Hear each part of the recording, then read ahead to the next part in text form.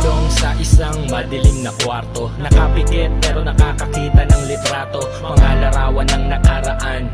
Tulad ng isang anino na palagi kang sinusundan, ganun pa man sarili ko'y nakakapanibago. Nangyari lang naman ito nung wala na tayo, at buti na lang ay merong pampulang kabayo at sigarilyo na kasing taba ng tabako. Noon ang tabako kaso biglang pumayat, hindi sa walang makain, inisip ko lang lahat. Inisip ko paulit-ulit, bakit ka naging masungit? Bakit kailangan gumawa ng dahilan upang magalit? Para may mapag-usapan at may mapag-awayan, hihingi pa rin ng sorry kahit di ko kasalanan. Tinatanggap ko yan dahil ako'y nagmamahal. Handa kong ibigay lahat upang tayo ay magtagal.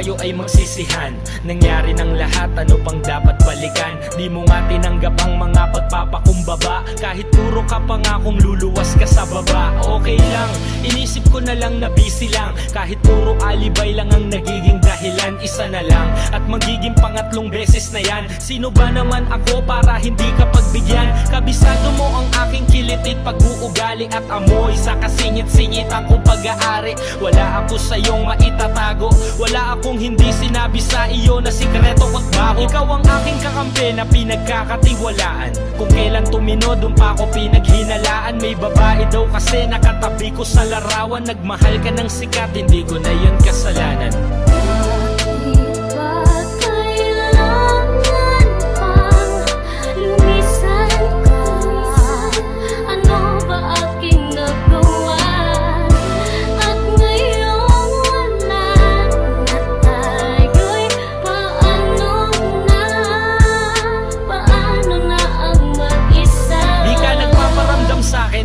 Ano na tayo? Paano pa mabubuo ang plano kung galit pa tayo? Ilang tulog na lang, magtatatlong taon na tayo, tapos sasabihin mo sa akin ngayon wala na tayo. Ang bilis mo magpasya, bakit meron na bang iba? May ibang lalaki na ba sa iyo'y nagpasaya? Mabilis ka magtiwala sa hindi mo kilala, at ilang beses mo na akong pinagmumukhang tanga. Inisip ko kung isip bata o ganyan ka talaga, at ang ating relasyon di mo binigyang halaga. Masaya kang gumigimik na kasama mo sila, habang ako'y naghihintay ng text mo kahit na isa. Ngayon sino ba sa atin ang lubos na nawalan? Nagseryoso na nga, bakit nakuha pang saktan? Parehas ang kinahiligan natin at nagustuhan, at wala kang dahilan upang di maintindihan. Sana naging masaya ka nung panahon na tayo pa, dahil wala kong hinangad kundi ang lumigaya ka. Hanggang dito na lang siguro, at palagi kang mag-ingat. Isipin mo na lang na di nangyari to lahat.